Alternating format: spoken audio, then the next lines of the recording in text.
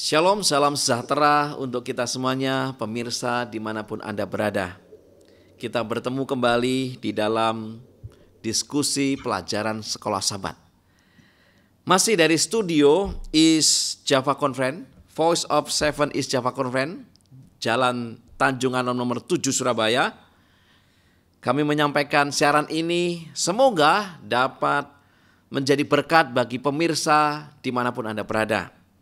Dan bila mana pemirsa rindu mendapatkan pelayanan dari Conference Jawa Kawasan Timur, tentu saja kami sangat senang untuk melayaninya.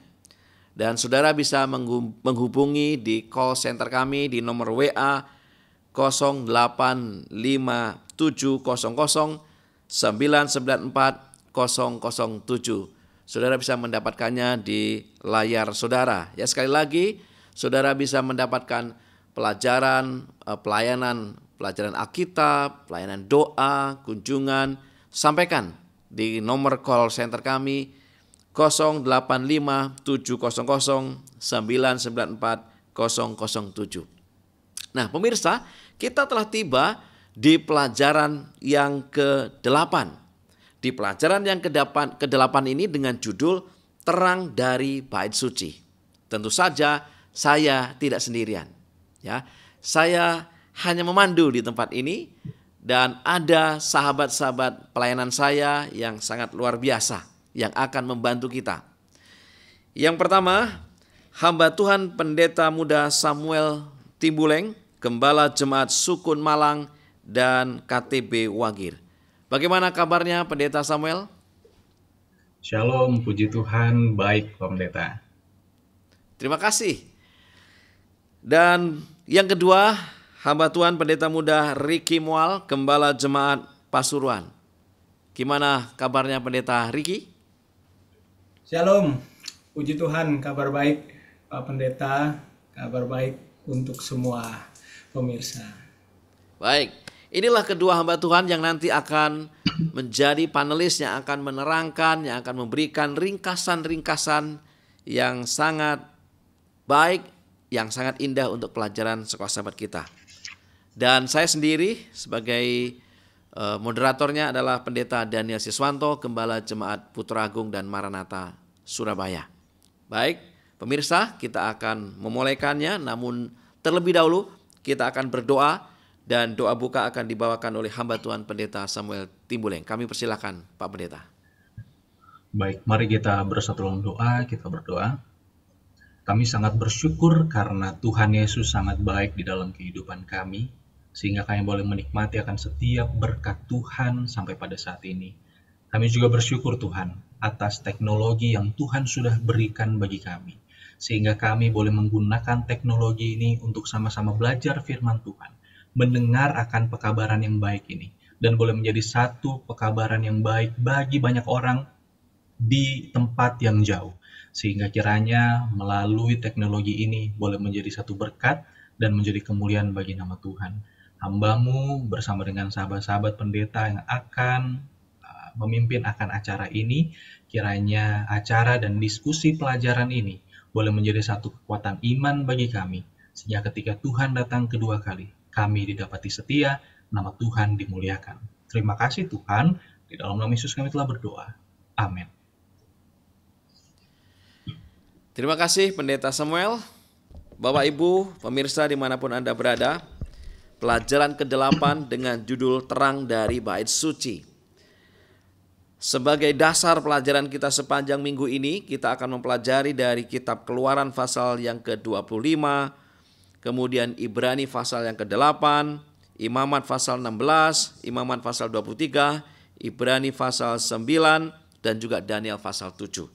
Ayat inti kita terdapat di dalam Ibrani 8 ayat 1 dan 2.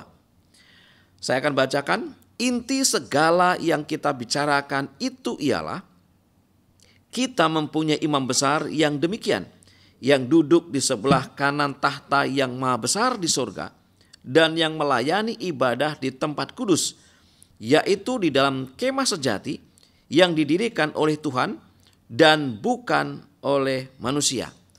Pemirsa, Tidak lama setelah kekecewaan pada tanggal 22 Oktober 1844, beberapa pengikut William Miller berdoa dan belajar dan memahami akan kesalahan mereka. Nubuatan 2300 hari tidak berhubungan dengan kedatangan Yesus yang kedua kali. Seperti yang umumnya dipahami, tetapi dengan pekerjaan Kristus di bait suci sorgawi yang digambarkan begitu kuat dalam kitab Ibrani. Baik, kita akan mempelajari tentang pelajaran bait suci ini. Apa saja dan bagaimana pelajaran ini harus menjadi dasar bagi iman kekristenan kita agar semakin mengerti bagi rencana Tuhan dalam hidup kita. Bagian pertama, saya akan serahkan kepada hamba Tuhan Pendeta Samuel Timbuleng untuk memberikan ringkasan-ringkasan yang akan diberikannya. Silakan Pak Pendeta Samuel. Baik, terima kasih Pendeta Daniel Siswanto. Shalom untuk kita semua. Pelajaran kita begitu baik dan sangat baik bahkan. Karena sudah disampaikan tadi, judulnya adalah Terang dari Bait Suci. Mengawali akan apa yang saya ingin sampaikan pada saat ini, saya mengawalinya dengan sebuah pertanyaan. Mengapa pekabaran ini sangat penting bagi kita saat ini? Seperti apa yang tadi sudah disampaikan di awal, bahwa nubuatan tentang 2300 petang dan pagi adalah satu pekabaran yang dimulainya nubuatan tentang bait suci. Ada apa dengan bait suci ini? Kenapa Miller dan pengikutnya belajar detail tentang Daniel 7 dan Daniel 8? Kalau kita lihat bahwa sebenarnya yang terjadi adalah tanggal perhitungannya benar, catatan sejarahnya tepat, tetapi peristiwanya yang tidak tepat.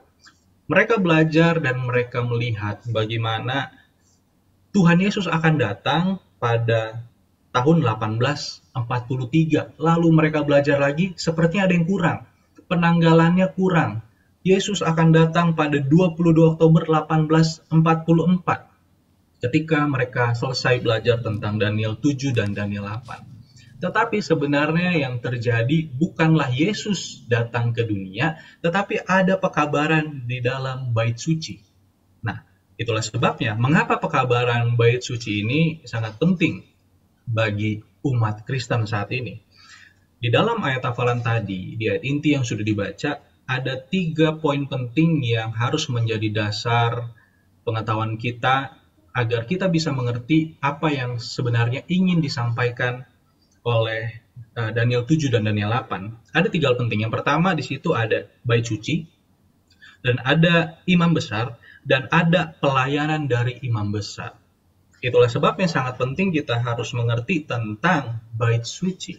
Nah, kalau kita melihat bahwa para pionir gereja Masehi Advent hari ke-7, kita harus bersyukur saudara-saudara karena Tuhan memberikan terang kepada mereka, para pionir. Mereka melihat pekabaran di dalam Daniel 8 khususnya, ya, Daniel 8 ayat 14, ini bukan hanya sebuah catatan, tetapi ini ada sebuah nubuatan yang sangat penting untuk mempersiapkan akan umat-umat Tuhan. Itulah sebabnya dikatakan seperti ini. Umat Advent tidak menganggap nubuatan ini sebagai abstraksi belaka dan tanpa dasar atau penggenapan dalam kenyataan.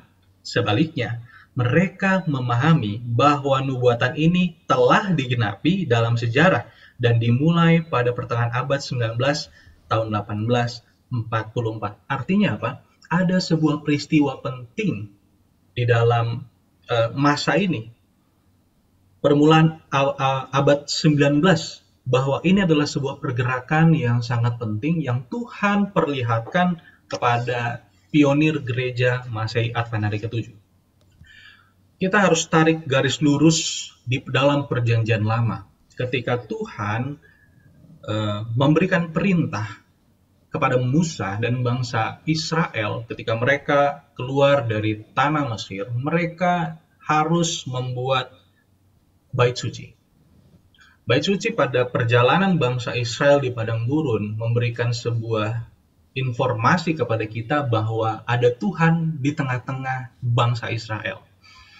kehadiran Tuhan nyata bagi bangsa Israel. Nah, Ellen White mencatat dalam buku Kemenangan Akhir halaman 353, dia berkata, pada akhir masa 2300 hari, pada tahun 1844, di dunia ini tidak ada lagi tempat kudus selama ratusan tahun. Dengan demikian, sampai lewat 2300 petang dan pagi, lalu tempat kudus itu akan dipulihkan dalam keadaan yang wajar, tanpa diragukan lagi menuju kepada tempat kudus di surga. Apa peranan dari kemah suci?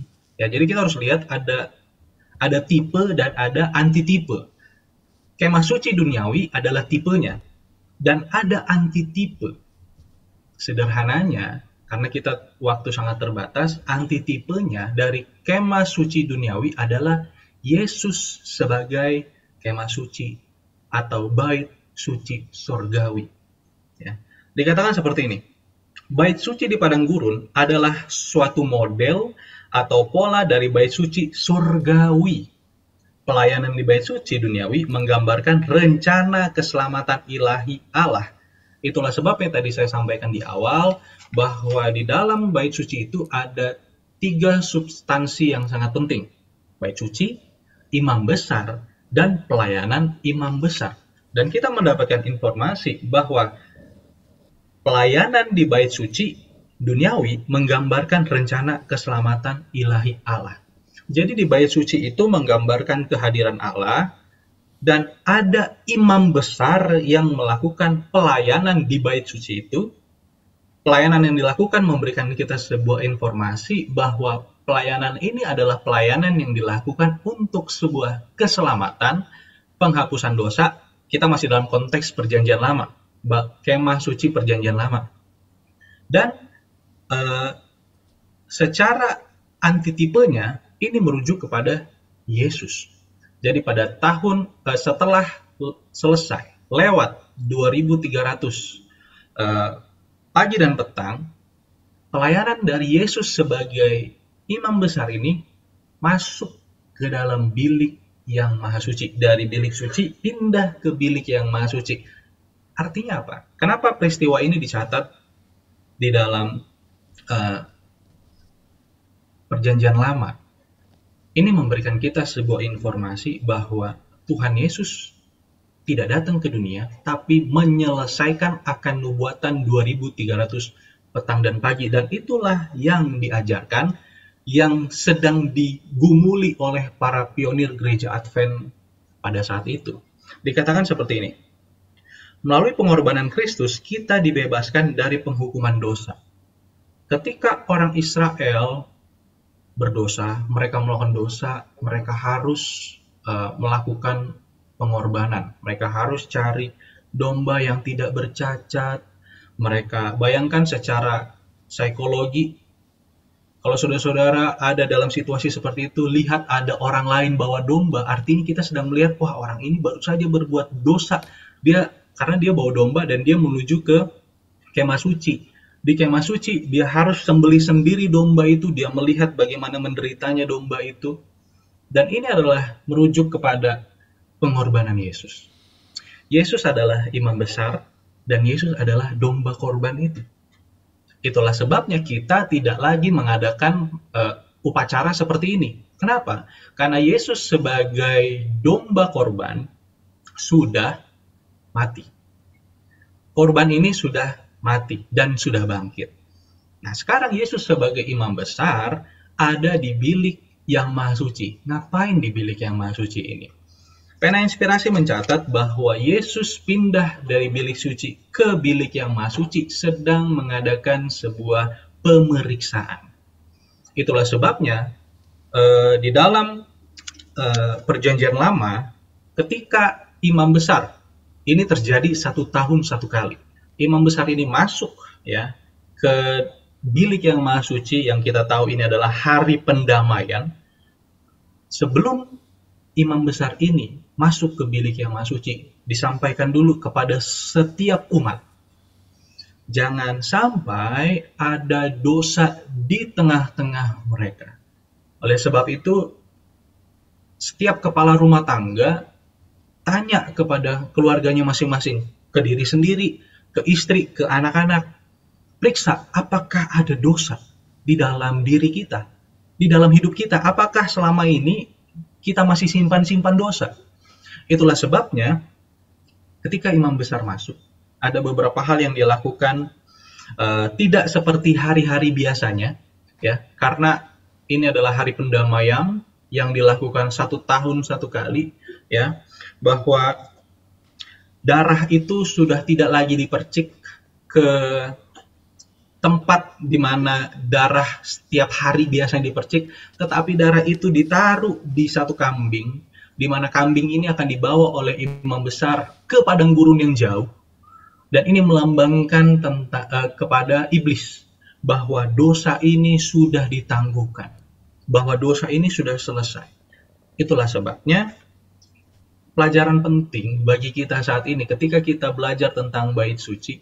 Yang pertama adalah keselamatan hanya datang dari Yesus, nggak bisa dari yang lain. Ya. Mungkin sekarang sedang banyak sekali ajaran-ajaran bahwa di luar Yesus ada keselamatan. Kita bersyukur karena Tuhan memberikan terang ini, terang tentang bait suci, bahwa keselamatan hanya datang dari Yesus. Di luar Yesus nggak ada keselamatan. Itulah pentingnya pelayanan imam besar. Itulah pentingnya pelayanan Yesus. Dan ketika imam besar ada di bilik yang maha suci, apa yang dilakukan oleh umat pada saat itu? Yang dilakukan oleh umat pada saat itu adalah Alkitab mencatat bahwa mereka bergumul, baru mereka berpuasa, bahwa mereka tenang, mereka meminta ampun atas setiap dosa mereka. Kenapa? Karena mereka tahu ini adalah waktu pengampunan bagi mereka. Ya, ada satu komentar dari seorang komentar Alkitab dikatakan seperti ini. Ketika imam besar masuk ke dalam bilik yang maha kudus, dia berkomentar seperti ini. Ini adalah waktunya bagi umat Tuhan dengan sungguh-sungguh sambil menunggu imam besar keluar dari bilik maha suci dengan mempersiapkan diri, dengan memeriksa diri, dan dengan berpuasa. Untuk apa? Agar keselamatan itu nyata bagi mereka. Dan selama saya belajar Alkitab, tidak pernah Alkitab mencatat ada imam besar yang mati. Semuanya selamat, pengampunan itu nyata. Jadi imam besar itu keluar. Apa yang kita bisa pelajari dari pelajaran ini, saudara yang kasih dalam Tuhan? Bahwa sekarang adalah waktunya Yesus 1844 pindah dari bilik suci ke maha suci, sedang melakukan investigasi, sedang ada pemeriksaan, kita sedang diperiksa. Kita harus mempersiapkan diri kita dengan berpuasa, dengan sungguh-sungguh bahwa ya inilah sedang waktunya pemeriksaan. Jangan sampai lagi kita terlena dengan dosa. Akhirnya ketika pemeriksaan itu didapati ada cacat di dalam diri kita, nggak selamat. Itulah peran penting dari imam besar. Kenapa? Pelajaran kita memberikan kita sebuah pelajaran penting bahwa akan ada hari penghakiman. Penghakiman telah tiba. Pelajaran pertama adalah sebagai umat-umat Tuhan kita harus tahu bahwa penghakiman itu hanya datang dari Tuhan.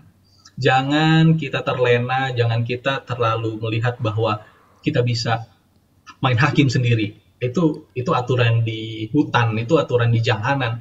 Kita sebagai umat Tuhan percaya bahwa ada hari penghakiman. Firman Tuhan dalam Pengkhotbah 12 ayat 14 berkata, "Karena Allah akan membawa setiap perbuatan ke pengadilan yang berlaku atas segala sesuatu yang tersembunyi. Entah itu baik, entah itu buruk, semua akan dinyatakan dengan jelas di hadapan Tuhan." Itulah sebabnya Yesus memberikan sebuah informasi dalam Matius 12 ayat 36, dikatakan, setiap kata sia-sia yang diucapkan orang harus dipertanggungjawabkan pada hari penghakiman. Kita seringkali seperti ada hiding room.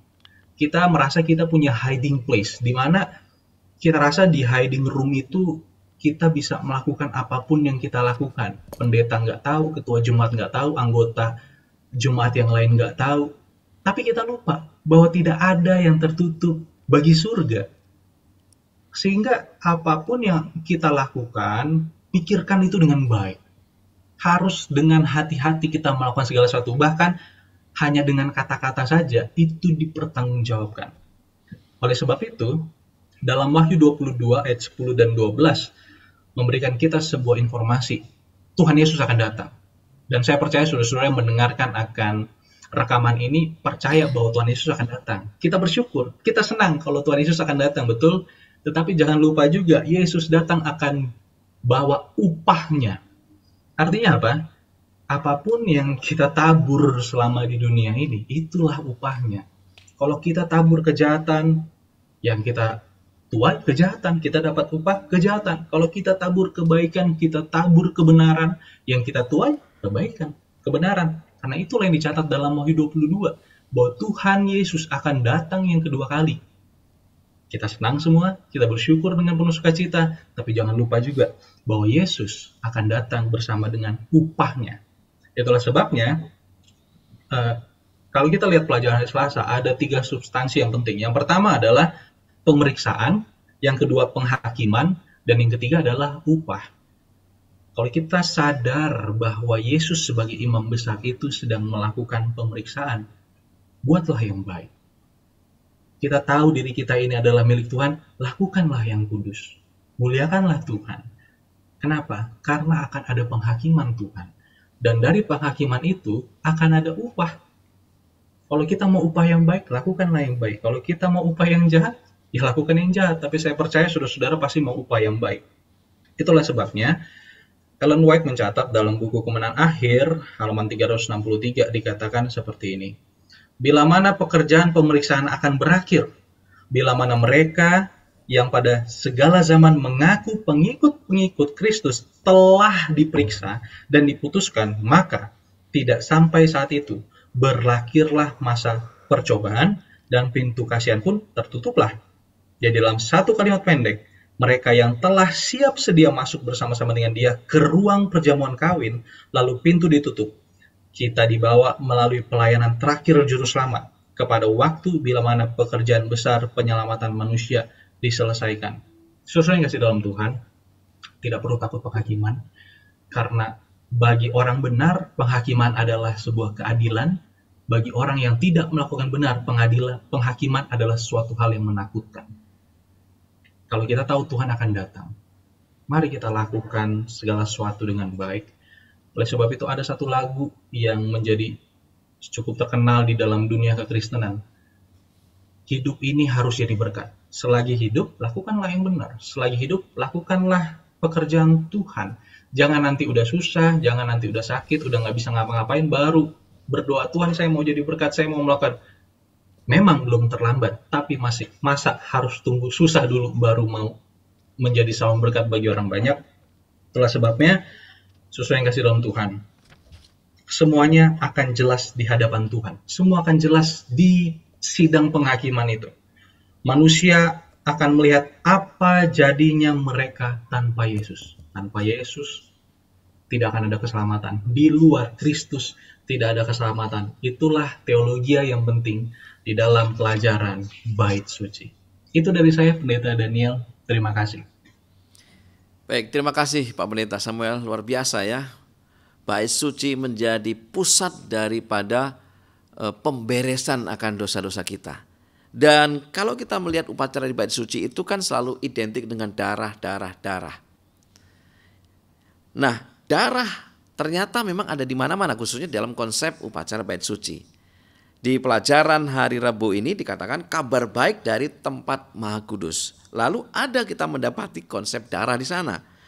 Ada darah di halaman Bait Suci yang dilambangkan di sana dengan korban bakaran. Kemudian ada darah juga yang ada di tempat emas pedupaan.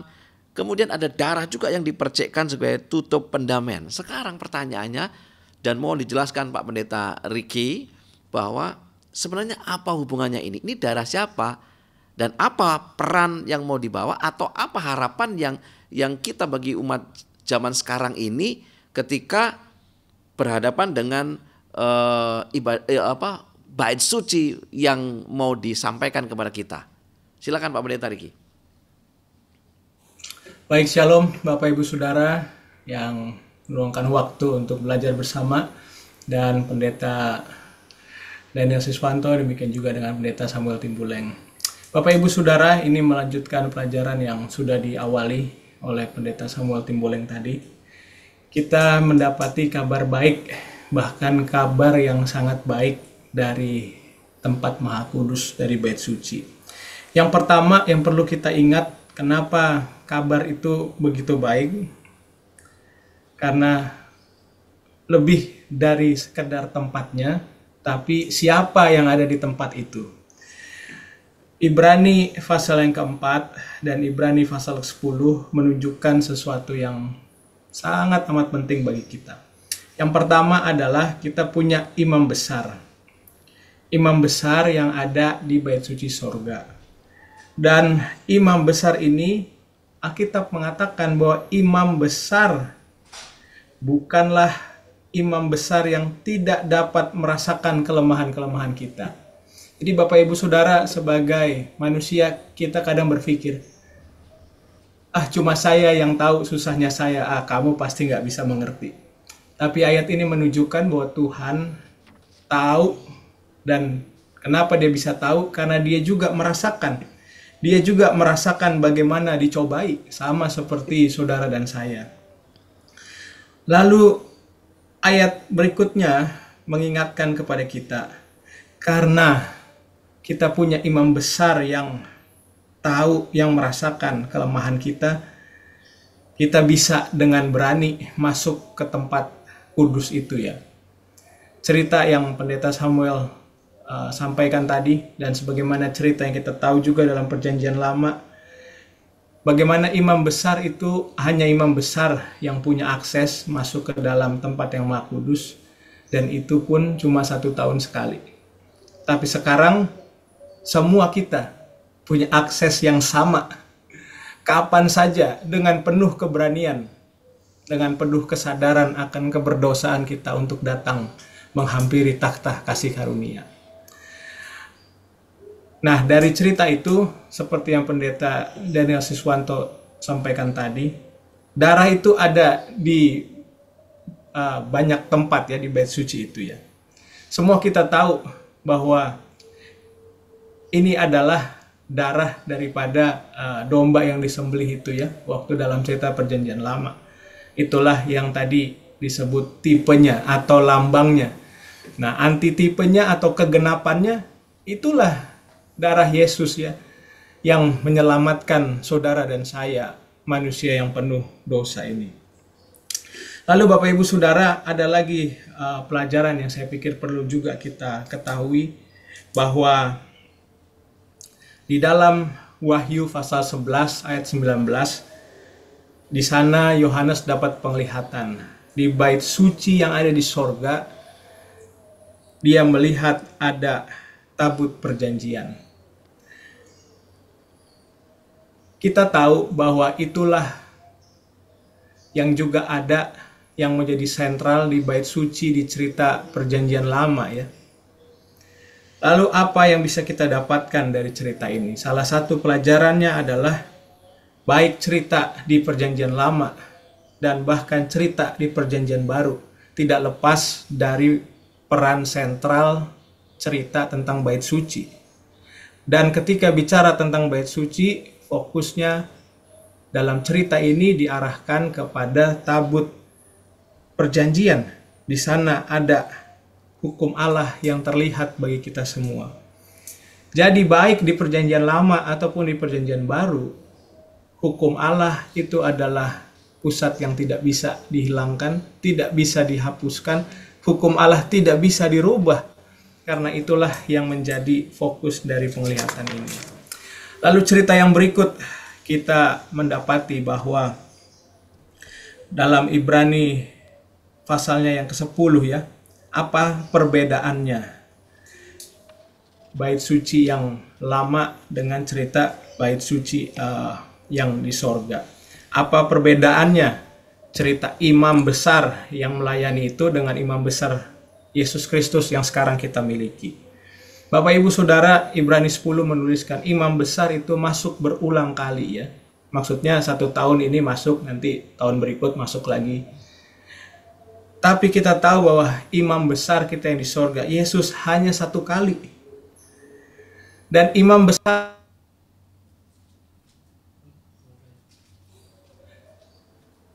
mohon maaf mungkin tadi tertutup mic-nya ya. Jadi imam besar itu masuk berulang kali, imam besar di dunia ini. Tapi imam besar kita, Yesus itu hanya 1 kali. Dan imam besar itu bawa darah domba. Tapi imam besar kita, Yesus itu bawa darahnya sendiri untuk menebus dosa saudara dan saya. Lalu Bapak Ibu Saudara, disampaikan juga bahwa dalam Ibrani 6 ayat 19-20. Kenapa kita perlu mengikuti dia? Di dalam Ibrani pasal yang ke-6 dikatakan pengharapan itu adalah sauh yang kuat. Mulai ayat 19 sampai ayat 20 ya. Sauh yang kuat dan aman bagi jiwa kita yang telah dilabuhkan sampai ke belakang tabir, di mana Yesus telah masuk sebagai perintis bagi kita ketika ia menurut peraturan Melkisedek menjadi imam besar sampai selama-lamanya. Bapak Ibu Saudara, apa yang kita dapatkan dari sini? Salah satu pelajaran yang paling sederhana adalah kita mendapatkan keamanan. Apa itu? Keselamatan, kehidupan kekal. Itulah pengharapan yang paling aman yang kita butuhkan sebagai orang berdosa. Dan Yesus yang lakukan ini. Dan bila mana kita mengikuti dia, kita mendapatkan pengharapan yang memberikan keamanan, karena itu membawa keselamatan kepada kita. Lalu Bapak Ibu Saudara, di bagian akhir dari pelajaran sekolah Sabat ini, di hari Jumat kita dapati bahwa mereka, saudara dan saya ini ya, yang berdosa itu digambarkan mempunyai pakaian yang kotor sehingga perlu dibasuh, perlu disucikan. Bapak Ibu Saudara, dari sini kita harus sadar bahwa kita ini kotor. Selama kita tidak sadar kita ini kotor dan perlu untuk dibersihkan, rasanya apa yang Yesus lakukan di dalam bait suci mungkin tidak bermakna bagi kita. Hanya mereka yang membutuhkan keselamatan itu, hanya mereka yang bergumul. Sama seperti ketika orang Israel zaman dulu waktu hari pendamaian, ketika imam besar masuk ke dalam itu, seperti yang Pendeta Samuel sampaikan tadi, ada resiko untuk mati ya, walaupun akhirnya tidak ada yang mati. Tapi apa yang terjadi di luar? Semuanya bergumul menyadari kesalahan mereka. Dan ini yang perlu kita juga lakukan sekarang, bahwa kita ini tidak layak, kita ini kotor, itu sebabnya kita perlu dibersihkan, disucikan oleh darah Yesus yang menyelamatkan kita semua. Dan ini juga menekankan bagian yang terakhir, bahwa sekarang, sebagaimana yang kita sudah ketahui ya, sejak 1844, dimulai penghakiman pra-Advent. Lalu apa yang harus kita lakukan? Sederhananya, kita lihat saja apa yang orang Israel dulu lakukan ketika hari pendamaian. Dan itu hal yang sama yang juga harusnya kita lakukan. Disinilah waktunya kita untuk mengoreksi diri kita, untuk melihat betapa berdosanya kita, menyadari kesalahan kita, sehingga kita butuh akan juru selamat. Dan kalau kita membutuhkan juru selamat, harusnya apa yang juru selamat kita perintahkan, itulah yang kita kerjakan. Saya pikir demikian, sedikit Pak Pendeta, mudah-mudahan ini boleh jadi kabaran yang baik bagi kita. Baik, terima kasih Pak Pendeta Riki. Luar biasa, terang dari bait suci. Benar-benar menjadi kabar baik bagi kita semuanya. Artinya apa? Bahwa peran bait suci itu sangat menentukan apakah masa depan kita ini cerah atau tidak. Sebelum kita akan akhiri, kira-kira apa closing statement atau poin-poin penting apa yang perlu kita dapatkan dari Pak Pendeta Samuel? Silakan Pak Pendeta. Baik, pekabaran baik suci adalah panggilan yang penting bukan hanya bagi gereja Advent tapi bagi semua orang. Oleh sebab itu, saya mau tutup dengan pena inspirasi. Dicatat dalam Lift Him Up, page 319. Kita sekarang berdiri di pelataran luar menantikan dan menantikan pengharapan yang diberkati itu. Dalam perantaranya sebagai pembela kita, Kristus tidak memerlukan kebajikan manusia, tidak pula perantaran manusia. Dialah satu-satunya penanggung dosa, satu-satunya korban penghapus dosa. Dan ini yang penting, doa dan pengakuan dosa harus dipanjatkan hanya kepada Dia yang sudah masuk sekali untuk selama-lamanya ke dalam tempat yang maha kudus. Dia akan menyelamatkan sepenuhnya semua orang yang datang kepadanya dengan iman. Pekabaran bait suci adalah pekabaran bahwa tidak ada keselamatan di luar Yesus.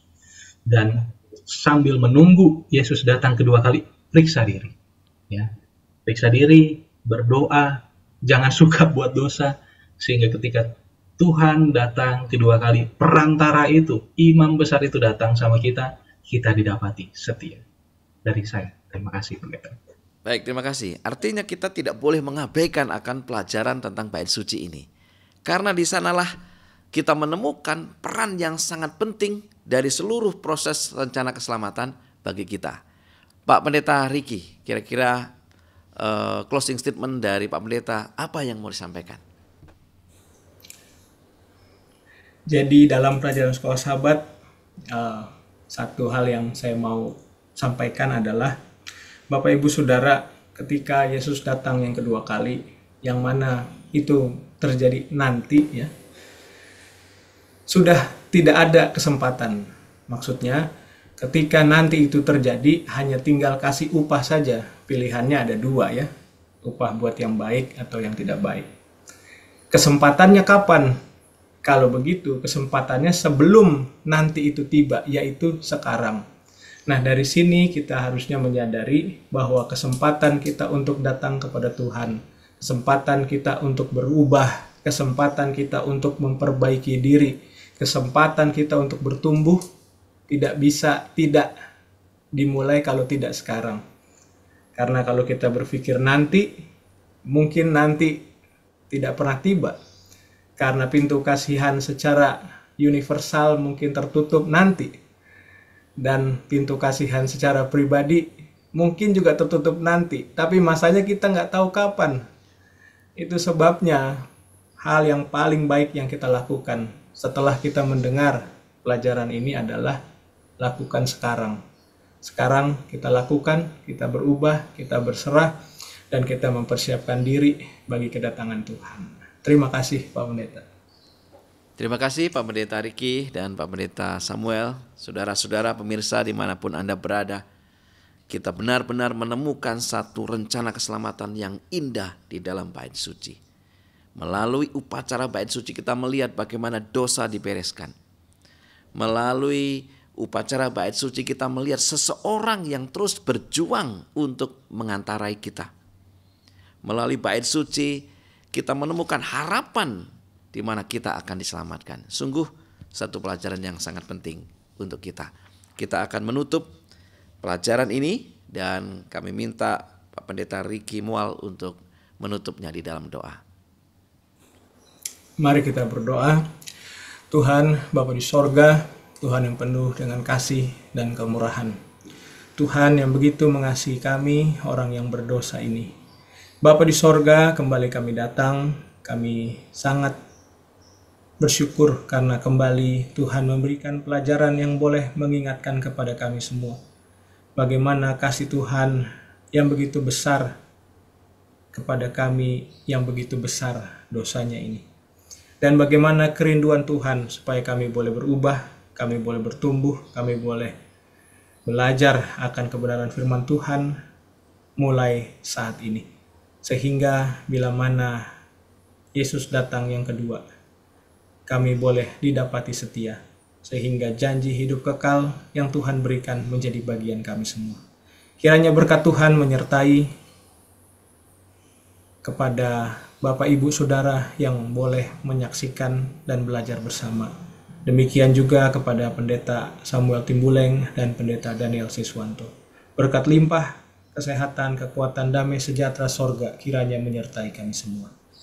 Inilah doa dan harapan kami Tuhan, di dalam nama Yesus kami berdoa. Amin. Pemirsa dimanapun Anda berada, sekali lagi inilah pelajaran Sekolah Sabat yang bisa kami sampaikan melalui kedua hamba Tuhan yang bersama dengan kita, Pendeta Samuel Timbuleng dan juga Pendeta Ricky Mual. Tentu kita akan bertemu kembali di pelajaran berikutnya, di pelajaran yang ke-9. Namun, sekali lagi kami mengharapkan respon dari pemirsa. Jika pemirsa merindukan pelayanan kami, apakah pelayanan doa, perlawatan, belajar Alkitab, atau pelayanan-pelayanan apapun, silahkan menghubungi di call center kami di nomor 085 700 994 007 atau yang tertera di layar televisi Anda. Terima kasih, kita akan bertemu di waktu dan kesempatan yang lain. Tuhan memberkati kita semuanya.